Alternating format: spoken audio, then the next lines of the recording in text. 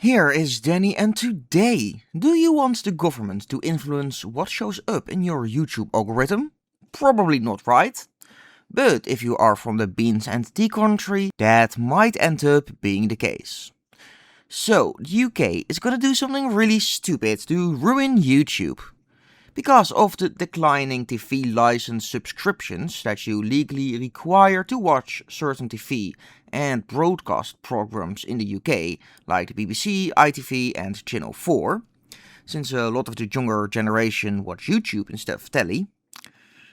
Simply said, the state now wants to force YouTube to put more broadcast stuff into the YouTube feeds, so more BBC and such, and downrank the rest, so you get more of their programs.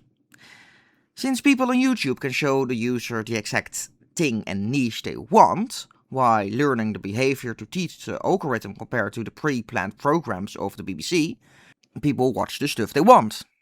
And the big boys don't really like that. And want to change what the Brits are allowed to find, where they put more broadcast stuff into the top of the algorithm. And to help their case, they did a silly test. They put some keywords no normal person would actually use in the search bar, like news, news today and Trump Starmer. And then complained that not all news is from British sources. Casually forgetting that the UK is only 1 out of 200 or so countries that upload to the platform. So Danny, you may ask, you got a funny accent, you ain't British? Correct. But I do have a lot of British friends, some of who also do YouTube. And I got people who watch me from that silly little over-controlling island as well, with about 3 million of my total views coming from there. And I am just a tiny fish in a pond.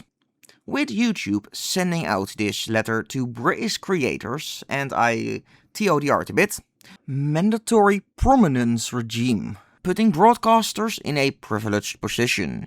Your content as a YouTuber will be downranked, resulting in less exposure for independent creators and different voices, which result in less channel growth and fucks up your audience. Of course, they will eventually also make TV licenses mandatory to watch the pushed ITV, BBC and Channel 4 content on YouTube, because they're losing money otherwise.